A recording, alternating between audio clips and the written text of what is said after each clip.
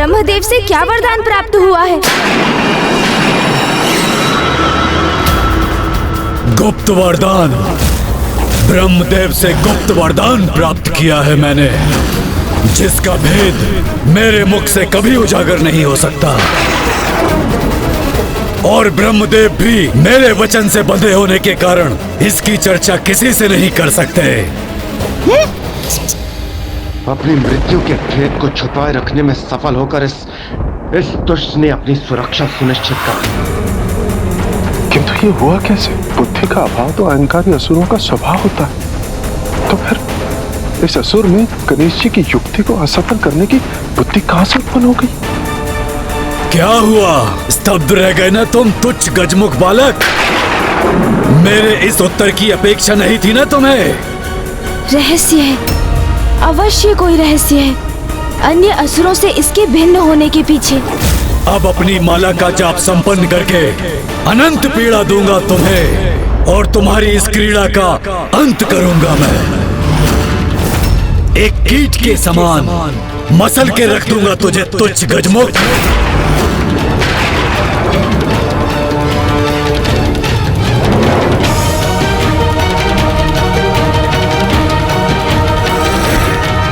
ओम भूर्भुवः स्वः तत्सवितुर्वरेण्यं भर्गो देवस्य धीमहि धियो यो न प्रचोदयात्।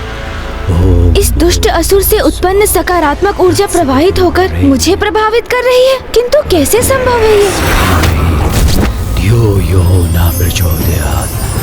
ओम भूर्भुवः स्वः तत्सवितुर्वरेण्यं भर्गो देवस्य धीमहि। ओह, अब मैं समझा, इसकी सकारात्मक ऊर्जा का कारण है।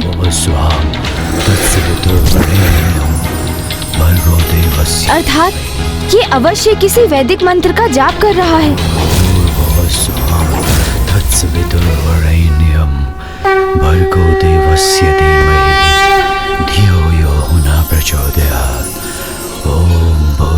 ये तो गायत्री मंत्र है। विश्वास नहीं होता, ये दुष्ट असुर माँ गायत्री का उपासक है।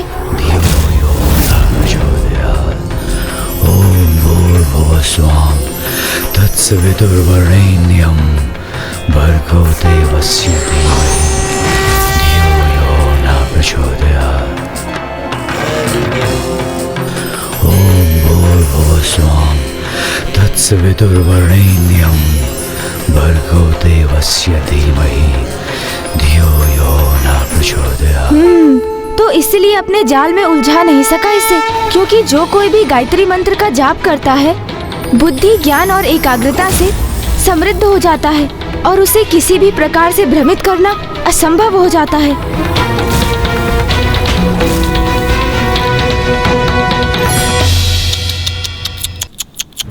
व्यर्थ हो गई ना तुम्हारी योजना तुच्छ गजमुख। क्या सोचा था तुमने?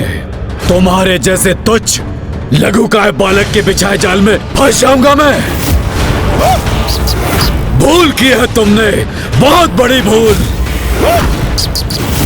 मुझ पर अपनी युक्ति का प्रयोग करने का दुस्साहस किया। ये गणेश जी ने स्वयं को किस संकट में डाल दिया? इस दुष्ट असुर से तो युद्ध का भी कोई लाभ नहीं, क्योंकि इसके अंत का रहस्य अभी तक किसी को ज्ञात नहीं। कैसी विडंबना है ये! एक और उधर दुर्गमासुर तामसिक माता को विवश कर रहा है। इस पापी ने गायत्री माँ की उपासना से स्वयं को सुरक्षित किया हुआ है। मुझे ही कोई उपाय करना होगा जिससे ये दुष्ट गायत्री माँ की उपासना से अपना मुख मोड़ ले। अन्यथा इसके वरदान का रहस्य यदि ज्ञात भी हो गया तो भी इसका वध करना अत्यंत कठिन हो जाएगा। ब्रह्मांड के सर्वाधिक शक्तिशाली, सर्वाधिक विराट असुर को संसार के सबसे छोटे तुच्छ गजमुख बालक ने मूर्ख बनाने का प्रयास किया। मैं इस दुस्साहस का भयंकर दंड दूंगा तुम्हें।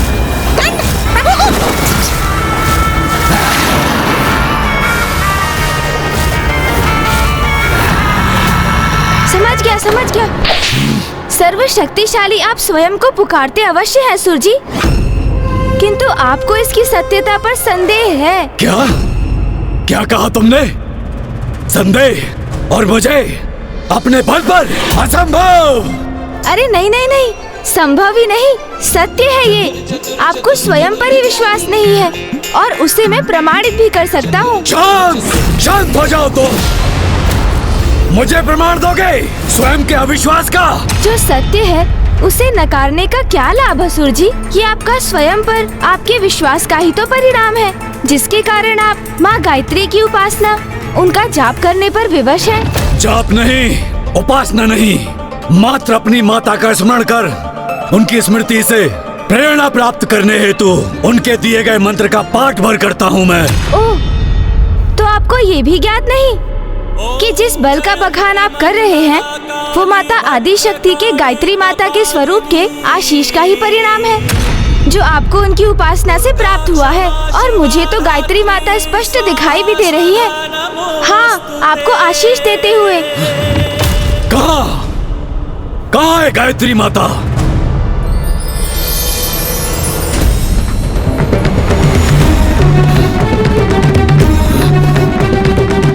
यहाँ तो कोई नहीं है गजमुख बालक। मुझे पुनः मूर्ख बनाने का प्रयास कर रहे हो तुम। माता के मंत्र के जाप से आपके अंतर में ज्ञान का प्रकाश अवश्य जागृत हुआ है असुर जी, किंतु आपके नेत्रों पर छाई अहंकार की काली छाया अभी भी आपकी दृष्टि बाधित कर रही है।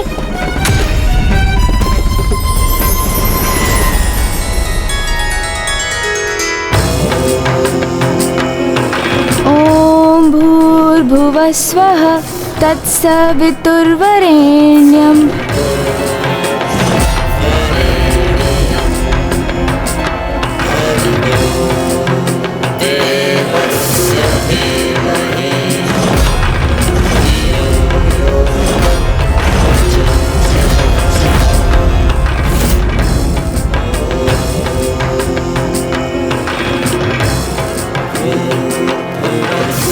गणेश जी माता गायत्री का मंत्र जाप कर रहे हैं, कदाचित इसीलिए वो उनकी सकारात्मक ऊर्जा एवं शक्ति को स्वयं में ग्रहण कर पा रहे हैं।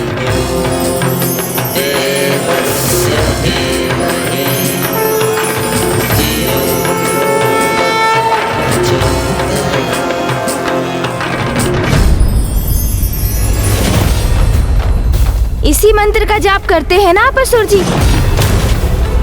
वैदिक मंत्रों में सर्वोच्च है जिसका स्थान, सर्वाधिक है जिसकी महिमा, और जब भी आप इसका पाठ करते हैं तो आप ज्ञान के प्रकाश को पाने के सन्मार्ग पर चलने की प्रार्थना करते हैं। ये कैसा दोहरा आचरण है आपका असुर जी? जिन माता आदि शक्ति का विरोध कर उनसे युद्ध करने की आप इच्छा प्रकट कर रहे हैं, उन्हीं की पूजा कर उनसे बल प्राप्त करते हैं। भले ही दंभवश उनकी शक्ति की सत्ता को तो आप स्वीकार नहीं करते, किंतु अवश्य ही भीतर उनको स्वयं से श्रेष्ठ मानकर उनकी पूजा भी करते हैं आप। कैसा परिहास है ये तुम्हारा बालक?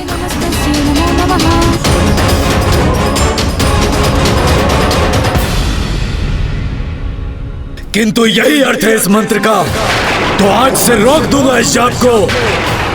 सर्वश्रेष्ठ हूं मैं, मुझे किसी की कोई उपासना करने की कोई आवश्यकता नहीं।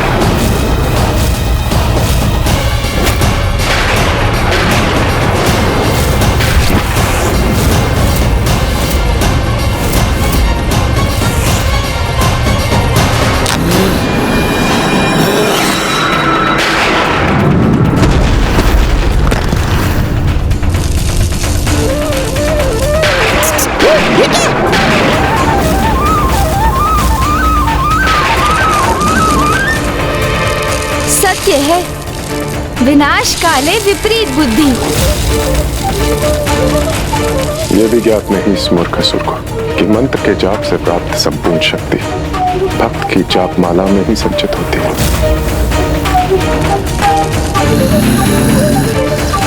जिस माला को सदैव अपने कंठ में धारण करना चाहिए था इसे, उसे ही छिन्न भिन्न कर दिया इस दुष्ट ने, और अपने जाप से संचित शक्तियों को, उसके प्रभाव को क्षण भर में खो दिया इसने सब कुछ।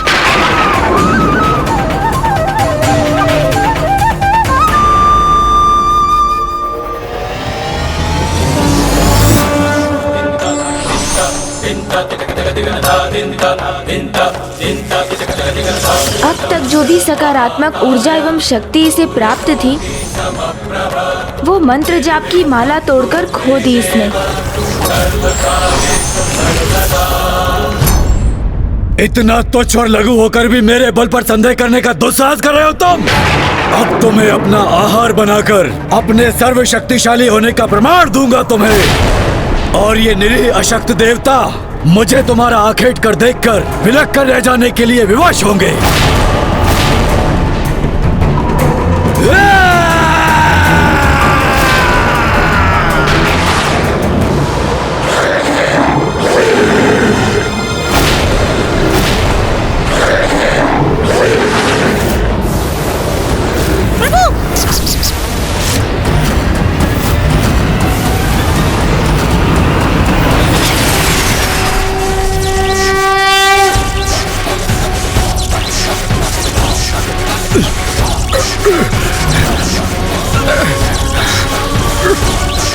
अद्भुत है प्रथम पूज्य गणेश जी की शक्ति।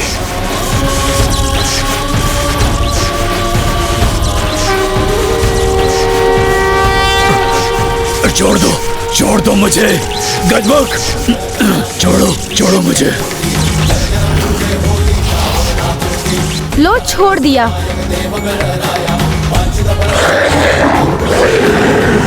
चलिए मूषक जी, जिस कार्य के लिए आए थे वो तो हुआ नहीं, किंतु उससे भी अधिक महत्वपूर्ण कार्य संपन्न किया है हमने। इस दुष्ट की गायत्री माता की उपासना भंग करवा दी हमने। देवगणों, कुछ समय के लिए धीरज रखिए। माता स्वयं आकर आप सबको अवश्य रक्षित करेंगी।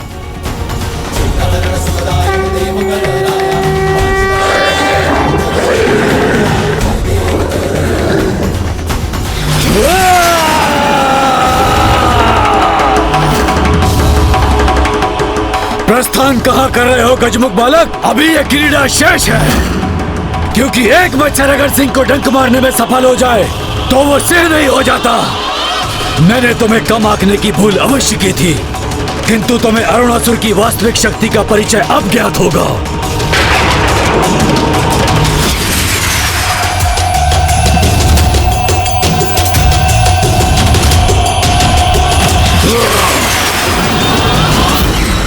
हट जाइए मेरे मार्ग से असुर जी। आपसे युद्ध करने नहीं आया मैं, क्योंकि जिस युद्ध के लिए आप इतने तत्पर हैं, वही आपके सर्वनाश का कारण बनेगा। वो युद्ध निकट भविष्य में अवश्य होगा, किंतु अभी मुझे रोकने का कोई लाभ नहीं। मुझे जाने का मार्ग दीजिए। अच्छा, जाना चाहते हो यहाँ से? तो प्रयास करके देख लो। तुम्हारा भाग्य यहाँ तुम्हारी मृत्यु के लिए लेके आया है, जो मेरे द्वारा नियत है। तो जाओ। यदि गणेश जी आगे बढ़े तो वो संकट में आ जाएंगे। यहाँ से बाहर जाने वाले मार्ग में तो इस असुर ने भयंकर जाल बिछा रखे। हमें कैसे भी गणेश जी को सावधान करना होगा। थल और आकाश दोनों मार्ग से भीषण लावे का संकट है। गणेश जी, गणेश जी, गणेश जी, गणेश जी। ये तुच्छ देवता कितना भी प्रयास कर लें, किंतु ये तुच्छ गजमुख को सावधान नहीं कर सकेंगे। गणेश जी!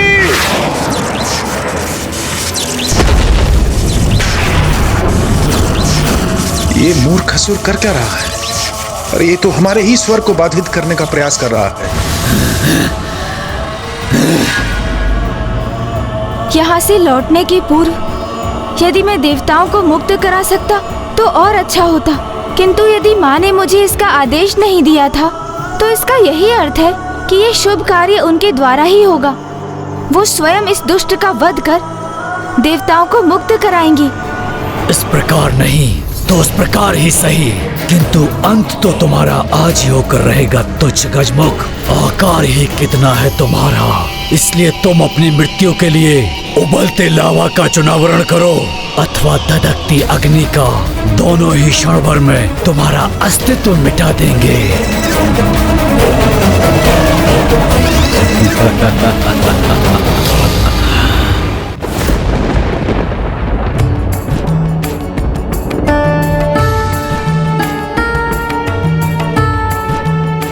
प्रथम पूज्य गणेश जी को वहाँ से लौटने में इतना विलम्ब क्यों हो रहा है माता?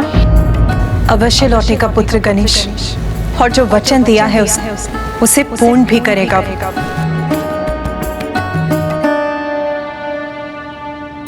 माँ को गणेश पर पूर्ण विश्वास है, किंतु मैं अपनी चिंता कैसे शांत करूं? कदाचित मुझे वहां जाकर देखना चाहिए कि कहीं अनुज गणेश किसी कठिनाई में तो नहीं। वाक युद्ध करते करते कहीं वहां वास्तविक युद्ध तो आरंभ नहीं हो गया।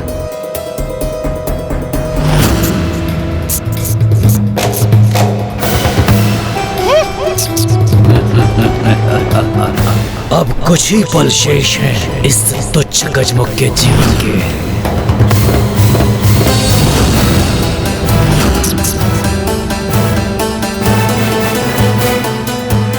हाँ, एक पग और भरो गजमुख, तब मुझे आनंद आएगा।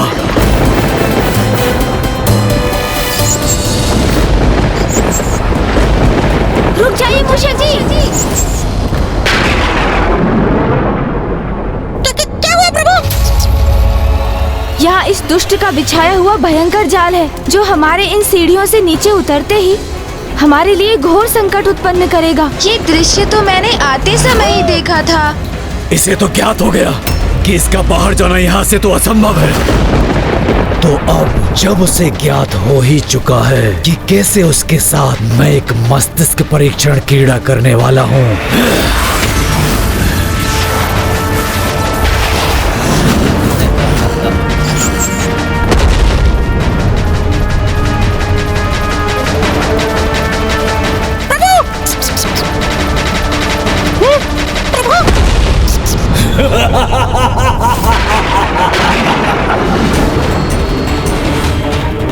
अब तुम्हारे समक्ष दो ही मार्ग हैं। प्रथम, मुझसे युद्ध कर अपनी मृत्यु स्वीकार करो, अथवा यहाँ से जाने की चेष्टा करो। किंतु स्मरण रखना, यदि तुमने थल मार्ग से जाने का प्रयास किया तो उबलता हुआ लावा तुम्हें पिघला देगा, और आकाश मार्ग से जाने का प्रयास किया तो धधकती हुई ज्वाला से झुलसकर नष्ट हो जाओगे तुम। तुम्हारे जैसे छोटे गजमुख को यहाँ आने से पूर्व अनेक बार विचार करना चाहिए था। जब से मैं यहाँ आया हूँ, आप मुझे तुच्छ पुकार कर मुझे स्वयं से निम्न प्रमाणित करने की चेष्टा कर रहे हैं। अपने विशाल काय आकार को लेकर इतना अहंकार क्यों है आपको? आकार ही किसी के सामर्थ्य का सूचक क्यों है आपके लिए? उचित कहा प्रभु। हाँ, ये भी सत्य है कि कुछ स्थिति में आकार सर्वाधिक महत्वपूर्ण अवश्य हो जाता है, जैसे इस समय मेरे नहीं तुम्हारे इस साम्राज्य के लिए।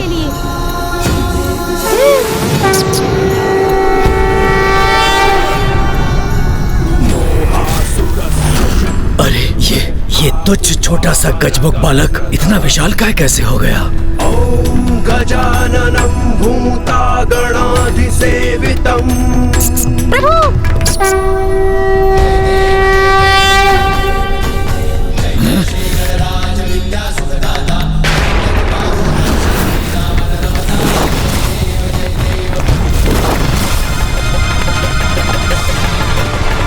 इसके बाहर के प्रभाव से ये स्थल भी विभक्त हो गया, जिसके कारण मेरा भवन वो नष्ट हो रहा है।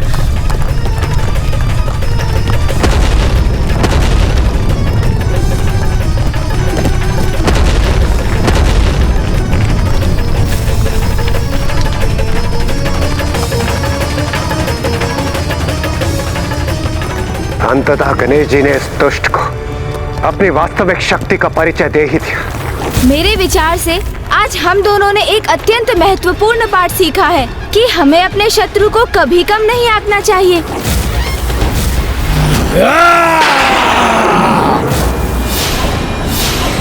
अरे तुच्छ देवताओं, तुम कहाँ मक्षिकाओं के समान उड़े जा रहे हो? तुम्हें तो कीट पतंगों के समान अपने पैरों में दबा के रखूंगा।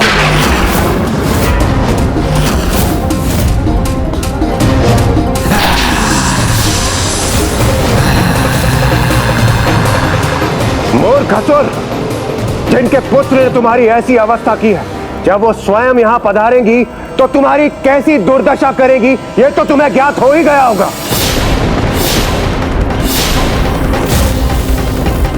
ये सब क्या है गणेश?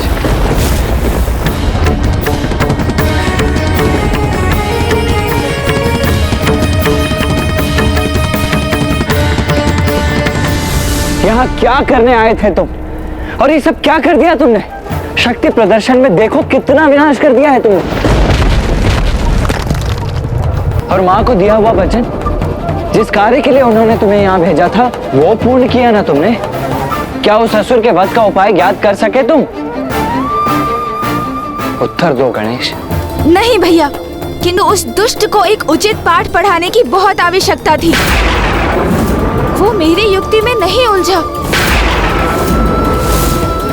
किंतु आप चिंता ना करें, मैं वो भी अवश्य ज्ञात कर लूंगा भैया। किंतु अब उसकी मृत्यु के कारण को कैसे ज्ञात करेंगे हम, ये मेरी समझ के बाहर है गणेश।